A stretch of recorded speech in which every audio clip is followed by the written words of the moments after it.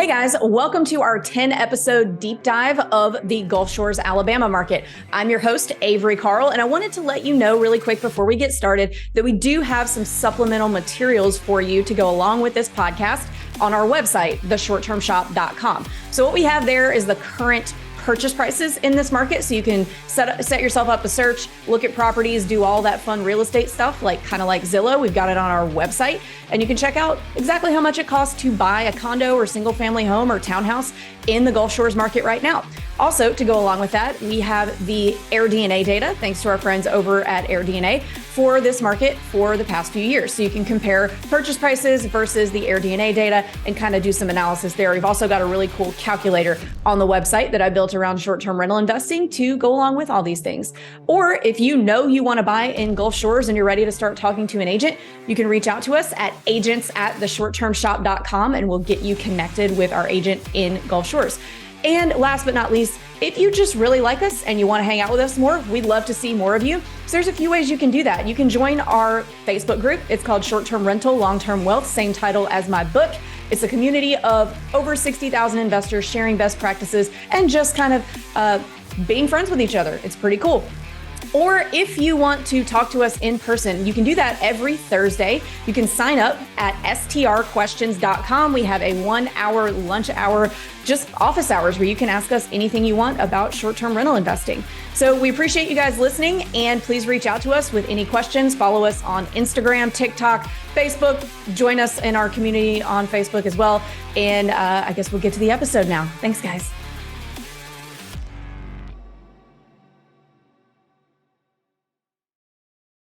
Hey guys, welcome back to episode 2 of our limited series on how to invest in short-term rentals in the Gulf Shores, Alabama area. Got the same crew as last time, Tim and Jonathan, so we won't introduce again. But today we're going to be talking about what to buy. So locations, types of properties, anything you want to know about what the hell should I buy in this market, we're going to talk about that. So guys, anybody want to kick us off with location? Who wants to take the first location? There's probably, I would say, maybe like 4 to 5 locations we're going to hit. Do you want me to just kind of talk about the 3 big coastal areas? Yeah, you can talk about that. I mean, you're the one with the wife whose tennis team is called the Orange Beaches. That's true. Yes, she is. She was. I didn't know that. That fits her well. What's that? Oh, she's gonna listen to this. Sorry. So the 3 main areas where I mostly do business would be Orange Beach, Gulf Shores, and Fort Morgan. They're all 3 pretty different. So Gulf Shores and Orange Beach both have a lot of restaurants and a lot of high-rise condos in both of those areas. Gulf Shores was developed earlier, so you've got the Hangout, which was kind of the main hub in the 50s, and then from there you've got East Beach right to the east, which then it's cut off by the Gulf State Park, which separates Gulf Shores from Orange Beach. Now, East Beach is kind of walkable and also part of West Beach. If you go past the Hangout to a lot of restaurants and bars, so that's pretty cool to that area. Then if you go down West Beach even farther, then you've got the little lagoon to the north and the Gulf to the south. That area is pretty unique because you get some cool views from both sides. Like to the north, you got the beautiful lagoon. To the south, you've got the Gulf. So where it thins out right there is really nice properties right there that I really think are great. Now, something to consider with all these areas, like if you get into West Beach and it looks like the Gulf is just right across the street. Well, it is right across the street, but where's the beach access? So that's something you always have to keep in mind, is that an ideal property in West Beach would be either Gulf front or one on the lagoon that has deeded beach access right across the street, because then you could be on the lagoon and just go straight to the beach. Whereas if you're on the lagoon and you're in between 2 public access points and you don't have deeded beach access, you may be walking, 10, 15 minutes to the beach. So that does make a difference. Kind of got sidetracked there. But anyway, if you go back to the east and you go into Orange Beach, which is, newer, you've got a lot of shopping there, a lot of cool restaurants and marinas and all this cool stuff. The Phoenixes, a bunch of the Coastal, a new restaurant that's opened up over there. But anyway, it's a really nice area. Then if you go to the west, the far west, you've got to go back north a little bit. Anyway, and then you go on the north side of the lagoon all the way west into Fort Morgan. That place is way different than the other two because, for one, it's not as developed. It never will be. There'll never be as many high-rise condos because there's tight restrictions on what can be built there now. But it's a pet-friendly beach, so you can walk your dogs on the beach, and that's a huge part of the attraction there. So a lot of my clients that have pet-friendly houses are doing very well.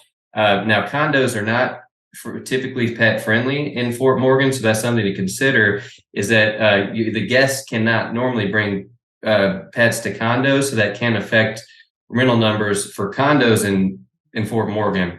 Then there's one more area, Dauphin Island, which I don't talk about too much unless people ask. And the reason is that it is a barrier island. So just in its nature, it's a barrier island, meaning it protects Mobile from hurricanes. And that's the island that's doing the protecting. So if storms come in, it does take it usually gets the brunt of the damage, even storms that seem pretty minor to Fort Morgan, which is just a little bit to the east. It can do more damage to Dauphin Island. There's a lot of erosion there. That being said, I love Dauphin Island. I'm not saying anything negative about the experience there. It's just if you're investing there, to me, you just have to be aware that there's a lot of erosion. And on top of that, there has been discussions with restrictions there changing and things. So that would be more of a riskier investment, but the price points are much lower as well. I'd say if you're gonna go to Dauphin Island, go there once and check it out yourself. I fell into, I don't want to call it a trap. I don't want to downplay it, but I had stuff in Gulf Shores already, and I'm like looking at Zillow and Zoom, and I found these places on Dauphin Island. I got all excited. I found this duplex out there that was like 2 side-by-side, 3-bedroom, 2 baths, and the numbers were fantastic on it. And I got all excited and called Jonathan, and he's like, well, one, have you gone out there? Because you got to ride a ferry to get there, so it's not like you can even just like drive unless you can drive there from Mobile, but it's kind of weird to get to. But then like he asked which property it was, and I sent it to him, and he's like, do you see how the water is like lapping up underneath the house, Tim? I said, oh yeah. And he's like, yeah, you don't want that. So like you said, it's that place is going to be gone, someday. So you just got to watch what you're getting into and know what you're getting into. I mean, if you're fine with that, go for it. But you got to know what you're getting into there. So yeah. And that is something to really look out for, because some people, I saw an episode of Beachfront Bargain Hunt. I can't remember what channel that's on, but it's exactly what it sounds like. It's like House Hunters, where they're showing people beach houses, and people were looking in Gulf Shores and Dauphin Island, and they went and looked at this house that was in the water. That's the way this one was. It was legit. Yeah. Like they advertised it as you can fish off the deck, and you could. It was like literally the waves came up under the house. It was up on stilts and everything, but it was wild. And that's something you have to really be careful of, because on that show, they were saying, man, this is so cool. You're like in the water. What a great retreat. You're in the ocean. And it's not cool, especially as an investor, because I'm sure a few years ago, everybody saw that video that went viral of the house in the Outer Banks that just floated off into the ocean. That's eventually what's going to happen to one of these houses. That could be you someday. Yeah. And aside from that, even if it weren't, the potential is there, and you will not be able to get insurance. I saw somebody posting one of those on one of the Airbnb for sale groups trying to sell something in the ocean.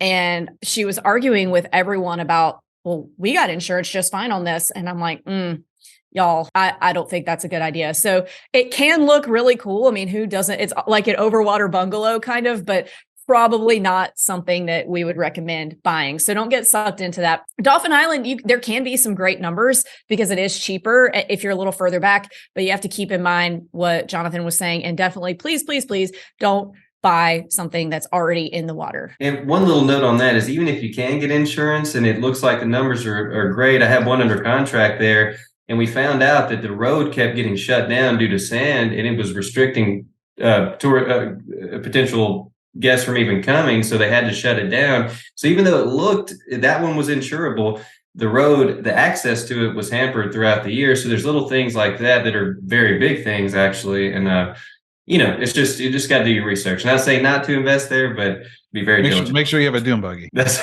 right. I don't know. As far as what to buy in Gulf Shores, I'm a Gulf Shore. I know Gulf Shores more than the other areas, so that's where we are. But there's a good mixture for me I've seen of condos and single family homes. And my biggest thing is, buy something that looks like a beach house, whether it's a condo or single family home. You don't want to buy a house that looks just like what your client or your guests live in. You don't want it to look like just a normal house. So, I mean, to me, just buying something that looks like a beach house. And I'm sure you see this, Jonathan. We see it here in Tennessee, but like, sometimes people will come with these houses that are really cheap, and there's a reason for that. It's usually because it's not something that's going to rent well. So exactly. I mean, the things that rent well are beachy. I mean, some people get a little creative with it, but it's usually bright, beachy beach house. Those are ones that tend to do the best from an aesthetic perspective. Yeah. So before we go into the different areas a little bit further, I think we can pretty much agree what does not work across the board is the stuff that looks very residential, like 90s ranch homes or like even like 50s ranch homes. It needs to have that beachy aesthetic like we talked about. So you want to make sure no matter where you're investing, that you're investing and buying a property based on what your guest avatar typically wants to rent. So don't buy something weird because it's super cheap and say, oh, it'll get rid of. No, people don't come to the beach to stay in a house that looks like exactly like the house that they live in. They come to have a vacation experience and stay in a beach house and, that fully immersive beach feel. So make sure wherever you're investing, you're buying based on what the tourists come to stay in. Well, let's talk a little bit about, are the regulations any different between any of these areas? Or are they pretty similar across the board? We touched on it in episode 1, but let's talk about it a little more in depth here. They are very different. So if we start out in Orange Beach and work our way west, in Orange Beach is pretty restrictive. So the whole city has a 6-month minimum, except for PUDs, planning and developments. There are several of those that allow for short-term rentals, and those will not be affected by they can set their own limits. Then south of Perdido Boulevard, so anything that's directly Gulfront is all those are rentable there and zoned for short-term rentals. Then if you work your way west into Gulf Shores, 2nd Avenue and south is where you want to be, except for a few exceptions that may be grandfathered in, and you can transfer the licenses in those few instances.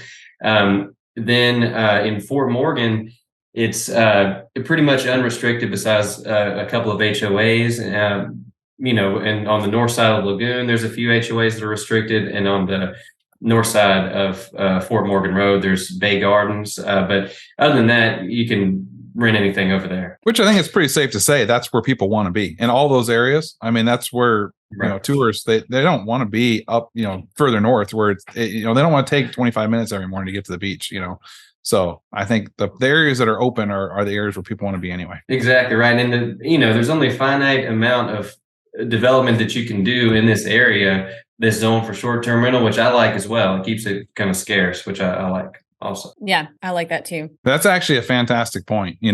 Because as far as like building new, they are building new stuff all the time, but it's a lot of it's like kind of rebuilding, honestly, but it's they're like Jonathan said, there's only so much they can put in there. So there's only so much beach, and that's what people are coming for. Yep. Totally agree with that. And so is the tourism any different demographics in different areas? So I would imagine that there is. The people who might want to party might want to be closer to the hangout, and the people who might want to not be bothered might want to be in Fort Morgan. But correct me if I'm wrong about that. No, you're absolutely right. I mean, it is a pretty family-friendly place. They try to make it as family-friendly as possible. They even implemented alcohol restrictions during spring break, which a lot of people are like, oh, what's this about? But it's because they want more family-friendly crowds coming here. And Fort Morgan, I would say, would be, of course, you can get partiers anywhere. I'm not saying that you can't, but Fort Morgan would be probably the most family-friendly because it's a little bit away from the main bar scene, and you have more pets because of the pet-friendly beach. You got people who like to bring their pets and big families and stay over there. You do have, I forgot to even mention this place in the what to do here, but Floribama and the Hangout are both huge bars and restaurants. So if you're by the Floribama, which is right on the Florida-Alabama line, they have events there all the time too. And that's a very, a lot of people come there to party. If you have one at the Phoenix 10 or the Phoenix 9, which are right by there, you're going to make good money because it's a very high demand, but people are going to be partying. For sure. Yeah. And let's talk about the Phoenixes really quick, because you see a lot of tourists say, I want to be in Phoenix, X, Y, or Z. What's a Phoenix? Why do people want to be there? Let's talk about that. So Brett Robinson is a company that developed all the Phoenixes, and I think the world of them because they've done a lot for this community. And the Phoenixes, I think there's 20 of them or so, and there's more that are being built now, and they're known for their great amenities. So they have, which is an important thing for condos to have, is they don't not only have awesome Gulf front pools, they have indoor heated pools, so you have off-season amenities.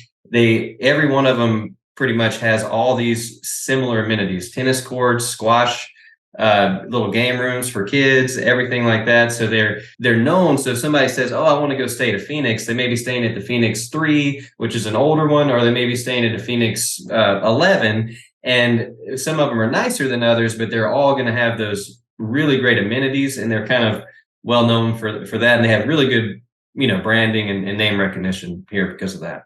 All right. I wanted to hear about that really quick because somebody new coming into investing here will be like, why is everybody talking about this Phoenix?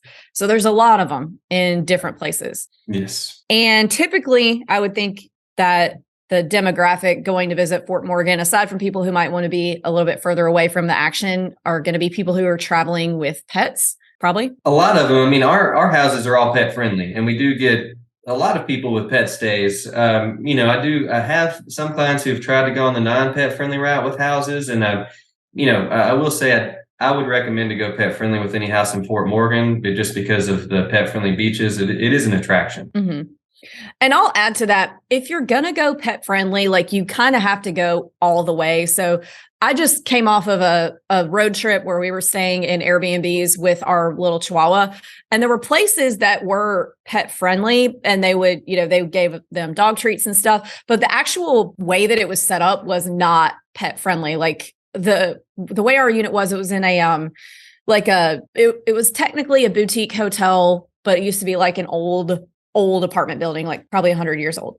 And the way it was set up was all the units are like right kind of situated around the front door, and the walls are really, really thin. So anytime somebody was walking into the property, it sounded like they were coming into your unit, and our dog would get all freaked out. I spent all night trying to keep her quiet. So it really did not lend itself. They didn't really have anywhere for the pets to go potty, anything like that. So if you're going to do pet friendly, you need to make sure that it actually is a friendly place for pets, and your people are going to be able to actually vacation.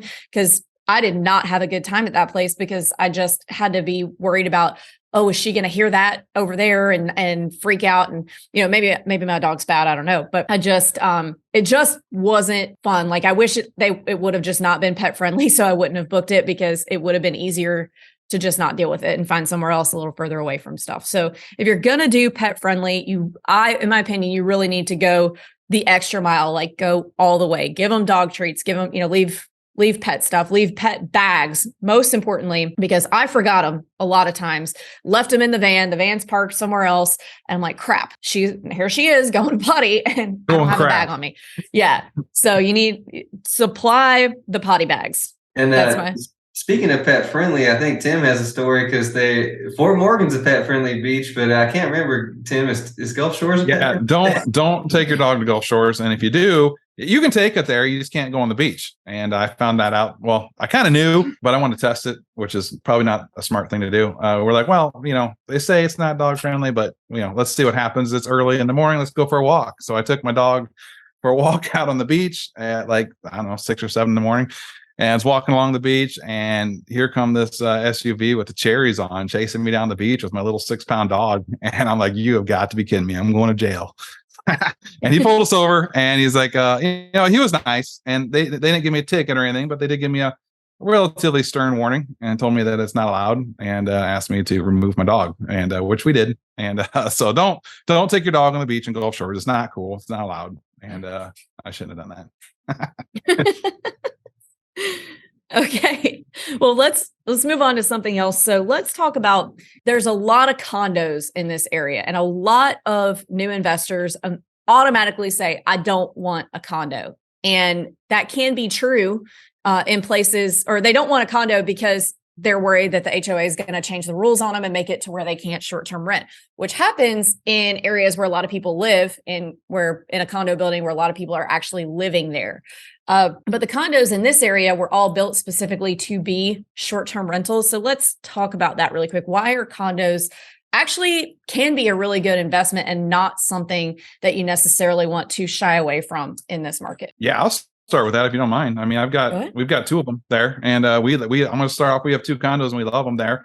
To what Avery said, a condo is not a condo is not a condo. You need to look into it and have an agent that knows the area, which Jonathan knows really well. But when you get into a condo building in a true vacation market, and something was built to do this, I think they're fantastic. And that's my personal opinion. People get freaked out about HOA fees and stuff, and they're real. But one of the big things you really got to look at when you're doing your research for condo, it's a little bit more research than a house, because you need to find out, how's the HOA ran, what's it look like, and what are their goals and objectives. If their goals are to make it a tourist friendly place, it's awesome. And what exactly do they include in your HOA fee? So like our HOA fees, I think, are pretty reasonable. Some people in the building think they're like crazy high, and I don't know, they're like $400 a month or something. But and I know it's 2023 July, so whatever whenever you listen to this 30 years from now.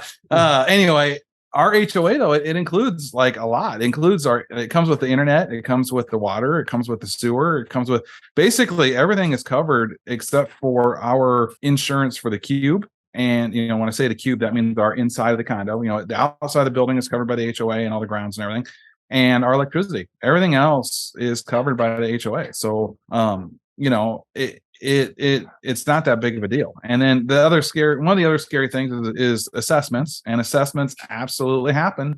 But to me, all that stuff, again, if your HOA is conscious of what these buildings are for, and they're for short-term rentals, it can be a great thing because they plan together and work with you. It's no different than owning a house and having to plan out your capital improvements down the road. So like a lot of times your big assessments are, fixing up the building and making it nicer. I've been through some big assessments, but all of ours, knock on wood, that we've had, they've made the building better, which have increased the value of it. And it's made a better experience for our guests. You put a new roof on a house, it's going to cost you money. You put a new air conditioner in, it's going to cost you money. A lot of that stuff is what these assessments are for. The other thing, insurance assessments happen. And when anywhere on the Gulf or anywhere on an ocean, when big disasters happen, insurance tends to go up. And when insurance goes up, again, if you have a single family home, you're absorbing that all by yourself. When you're in a condo, it's getting split between all the owners, and they can handle it two different ways. Some HOAs will just put like an insurance assessment where they kind of recapture it in an assessment, and some will just increase the dues. And to me, I actually kind of prefer they just increase the dues, and that's what ours has tended. Like they'll do assessment, and they don't like having a ton of assessments. So when they start feeling like we're stacked up on assessments, we'll have a meeting and we'll like vote to like, let's just raise the dues to this, and it covers it, and we're good. So you just got to research it. But as far as the pros of it, I mean, again, a lot of stuff is taken care of, and there's a lot of infrastructure in place for taking care of the building, taking care of the amenities. You have amenities that, like, you have a pool, you have a lot of them have a gym, there's just a lot of things that come with it, and a lot of them are in a fantastic location. Ours happen to be beachfront and have beach access right to the beach, so it's a good way to get into a property that's relatively inexpensive compared to buying a beachfront house, and have beachfront access, and it's all right there. You can sit in my living room and watch dolphins jumping around. I mean, it doesn't get a whole lot better than that. So absolutely. And Tim covered, he hit everything there. And it's really, when you're buying a condo here, they can be great. It's just, you do have to, like Tim was saying, you have to be more diligent. You have to do more due diligence than you do with a house. It's just, frankly, that's just what you have to do, because with a condo, you have that extra layer of the HOA or the condo association that you are dependent on them running it well. And if they're not running it well, it can bring your value down. If they're running it well, over time, it will appreciate and be a great asset for you. And as far as assessments are concerned, sometimes if the assessment's coming, like Tim was saying, also, because you can try to find this out during due diligence the best you can.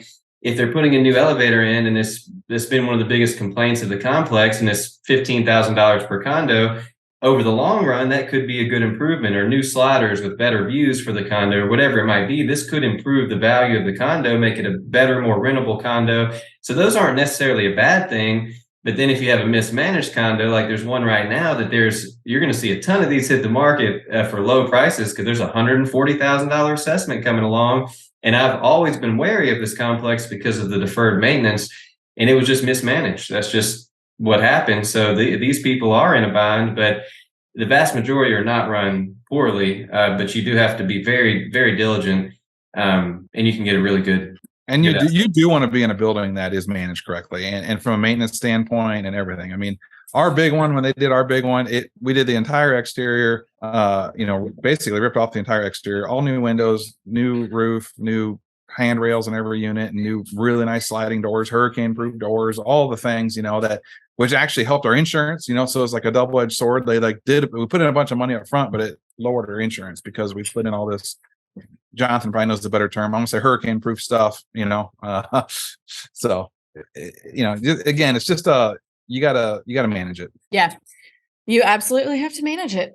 And I think you did a really good job of talking about all the pros of condos. I am very pro condo in a lot of the beach markets. So I think that was really helpful to kind of explain to people that it's not really anything to necessarily be scared of, just takes a little more due diligence. Another thing I'm just going to hammer real quick is it is a market specific thing, market to market. Like I'm anti condo in other markets, but there, so it just depends where you're at.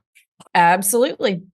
All right, let's talk about proximity to the Gulf versus proximity to the lagoon versus the bay, and where Jonathan touched on it on the last episode a little bit, but where do you really want to be? What are differences in prices in the areas, and things like that? So in my opinion, an ideal property is walkable to the beach. But that being said, I've closed many that are not walkable to the beach. Mine are not walkable to the beach. You can still hit some good numbers, but you just have to be aware of the fact that you're not likely to hit the same numbers as if you were walkable to the beach. So you got to price that in to your purchase. So that being said, there's a ton of properties like in Fort Morgan. If you're south of Fort Morgan Road, there's so many properties that are within a 5-minute walk to the beach that are great. You can take your dog, just go from the house and walk straight to the beach. As far as if you're on the north side of Fort Morgan Road, no, you really aren't walkable, in my opinion, because it's set for very few areas, because people fly down that road and it's just a little dangerous to cross.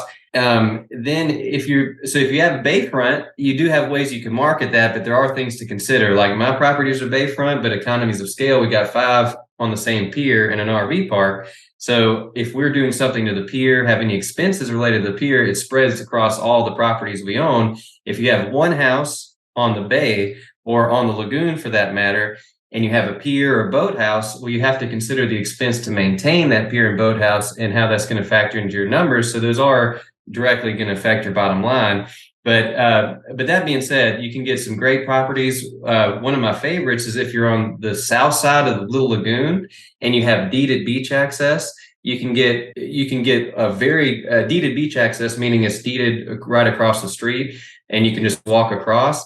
Then you don't have to pay Gulfront prices, because you can get significant decrease by being on the lagoon side versus the Gulf side, and still have easy beach access and hit some nice numbers in my opinion for doing it that way. But if you're in Orange Beach, it's way different. So Gulf Shores, East Beach, West Beach, a lot of those are easy walks across the crosswalks, depending on where you're located. If you're in Orange Beach in one of those PUDs like Somersault or some of these that are across Perdido Boulevard, it's not as easy to cross the road. So you may have to drive to beach access there, and that will affect how you market your property. What does public beach parking look like over there? Is it impossible to do? Or people having to drive around for 3 hours because it's so crowded? What's that look like? Well, that's why I definitely prefer to be walkable, because during the peak of the summer, yes, it is crowded. I mean, you have to leave early. There's a good chance you won't be able to park. I mean, it's just that it gets packed. This place is very desirable. So if you're walkable, you don't have to worry about any of those things, but you're going to have to fight for a public parking spot because of the demand. Yeah. You touched on something on the lagoon side, the piers and boathouses and all that.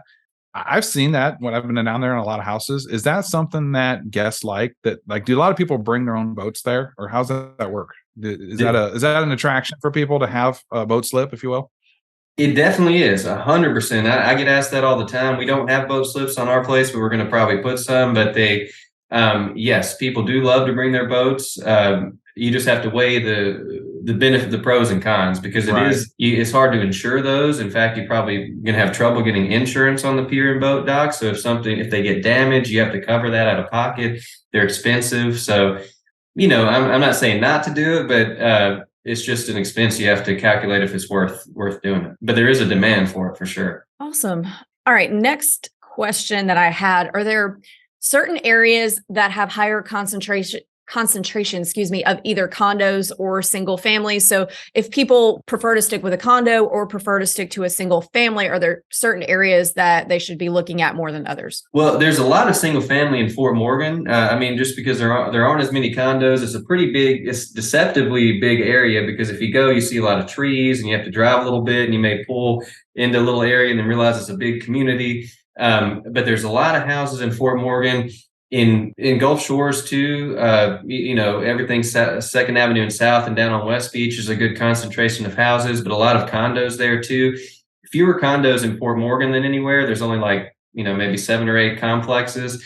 Orange Beach, ton of condos, mostly condos there, besides a few houses, and the houses are pretty pricey there too, because they're so few and far between, at least on the Gulf side. But yeah, you're most likely to find a house in Fort Morgan or Gulf Shores. Not as likely in Orange Beach, but there are some there too. Awesome.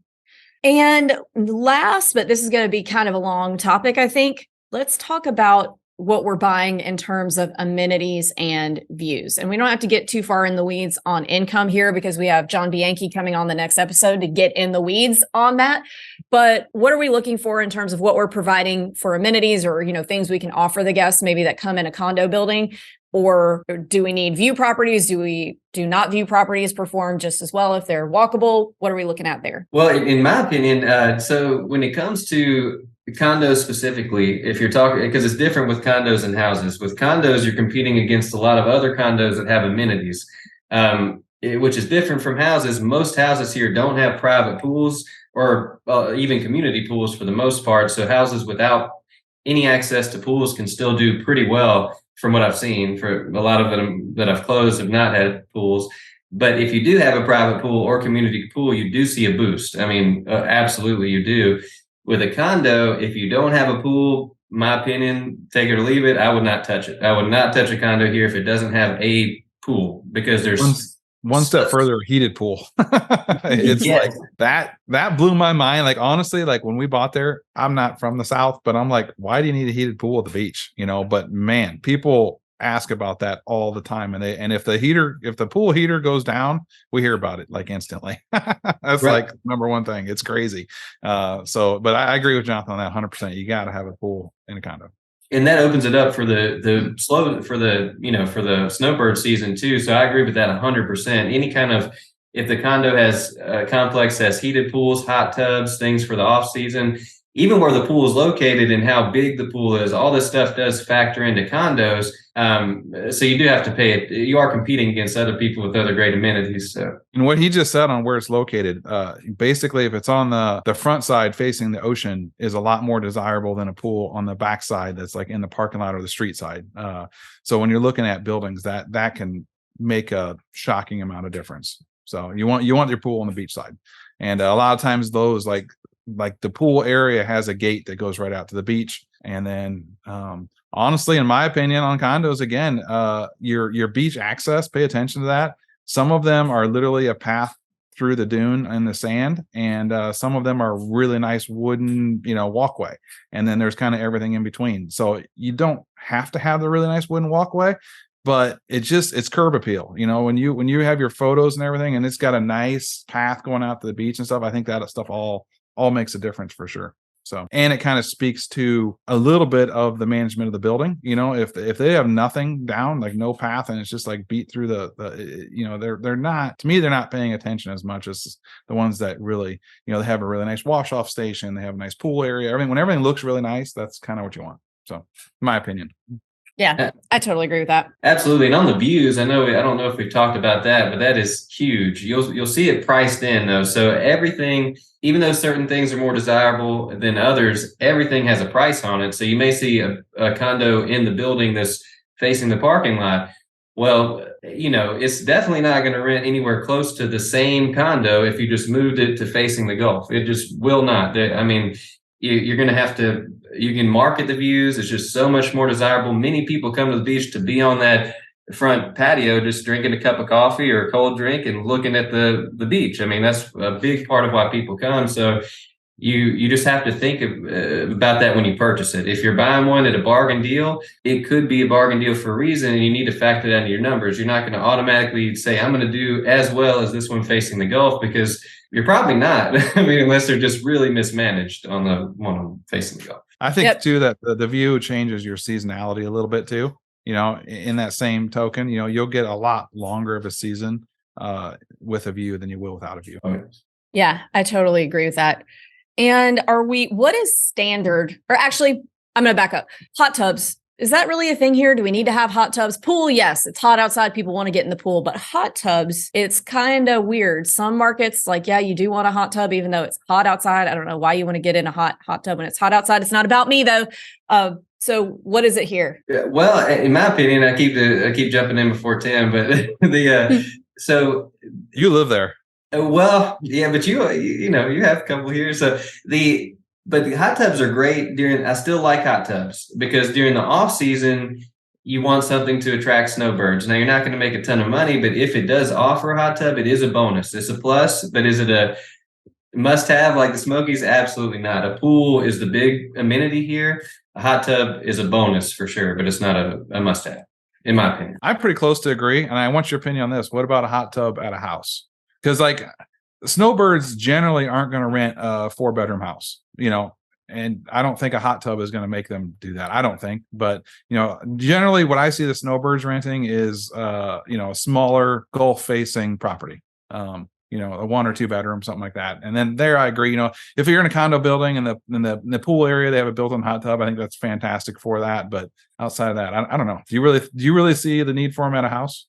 No, really a condo is what I was referring to, but a house, I've had a client, I need to follow up with him to see if it increased his numbers. He was going to try it out to see how it worked with a hot tub. But, to be honest, there's not a whole lot of houses with hot tub, which, that kind of could be an opportunity for some people. But I haven't seen enough data to see if it's, I wouldn't think in the summer it would help too much. I mean, it is too hot to get in a hot tub, I would think, for most people during the summer, but during the winter, I mean, I don't know. That's a good question. I don't know if it'd be worth the headache of maintaining it.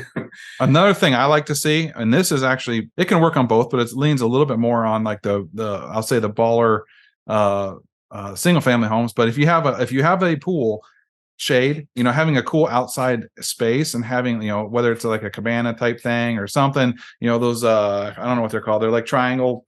I think they might call them sun kites or something. I don't know. That's like canvas they put up to make. I know what you're talking about. Stuff like that goes a long way, I think. And again, one, it photos well, but two, like when families are there, the kids all want to be in the pool, and if the parents got to be out there with them, obviously everybody likes to lay in the sun until they do it for 5 hours, then they may want to have a little shade. So I think that goes a long way, having just a cool, well balanced outdoor space. So I agree completely on that. I don't know how many times I've been to pools that are just beautiful pools, but they have no shade. I'm like, put some umbrellas up or something. It is too hot to be out there with no shade at all. Yeah, it does get hot after a little while. Sometimes when I'm at the pool with my kids, I'm like, oh my God, it's so hot. It's like burning. I'm melting. But yeah, that's a really good point, Tim. Good call out. For us pasty northern people, Anything else in regards to amenities or views or anything else standard that you kind of have to have, otherwise you're not even on the playing field? Not one little thing just to consider. This isn't a have to have, but if you are a condo that looks really nice and the condo itself looks great and has great amenities, but you're not Gulf side, just remember that you're probably not going to be competing with Gulf side condos. This isn't necessarily an amenity. This is more the complex itself. There are some great complexes that are not Gulf side with great amenities, but if you have to cross, if you're not direct Gulf front and you don't have Gulf, I mean, you won't have Gulf views, then just consider that, it's in your numbers as well. Jonathan, what do you think about the different, there's definitely, like, in my opinion, two kinds of condo buildings. There's high density and low density. And it's two different vibes. And I personally don't think there's a wrong answer. I mean, take all the fundamentals we already talked about, like view and everything. But to me, it's kind of two different things. Like the low density ones tend to have less amenities, but they actually kind of get some attraction because they are low. There's like a group of people that doesn't want all the chaos of a 20 story building, but then the 20-story building tends to have like everything. They have a gym and they've got multiple pools and slides and sprinkler parks and all that. So I kind of feel like there's not a wrong answer there, but I don't know what you think on that. No, I agree with you 100%. There's really not a wrong answer. Some low density complexes can rent just as well as high density complexes. But like you said, like the Phoenix West 2 is giant and it's got every amenity you can possibly think of. And the amenities are beautiful and nice and lazy rivers and everything. But some people may complain about waiting for the elevator, where you don't have to worry about that. So there are pros and cons to both, for sure. Ours are low density, and we get a lot of feedback that the guests that stay there love it. Now I don't think people don't love the big ones. I think it's just kind of in other markets it's like that. You can have I like to say that there's an ass for every seat, right? I mean, it's just like different people want different things. And so if you're looking at stuff, I don't think there's a wrong answer there. Just know that, it's a little bit different for each one. So yeah, there's an ass for every seat. It's a good one. I'm gonna rip that off. That's in my book. All right. Anything else before we go related to what to buy here? We're getting into the weeds on the income numbers on the next episode, so tune in for that. But anything else in terms of just what kind of properties you generally need to look for? I guess we said at the beginning a little bit, buy a beach house. Don't buy a brick ranch house with all, weird looking furniture. Get something that looks beachy. So yeah. And we've got a later episode that'll get into decor a little further. Perfect. So yeah, but of course, guys, you don't want to buy a totally grandma unit and leave it totally grandma, for lack of a more technical term, and expect it to do well. You do have to do updates, and we've got a whole episode on that coming up towards I think that might be episode 7 or 8.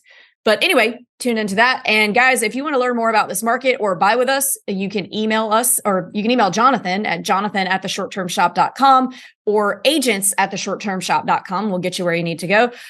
We also have a live Q&A every Thursday. We call it our office hours. You can join that at strquestions.com. You can come and ask us any questions that you have about short-term rental investing, and be sure to join our Facebook group. It's the same title as my book. It's called Short-Term Rental, Long-Term Wealth. See you guys over there.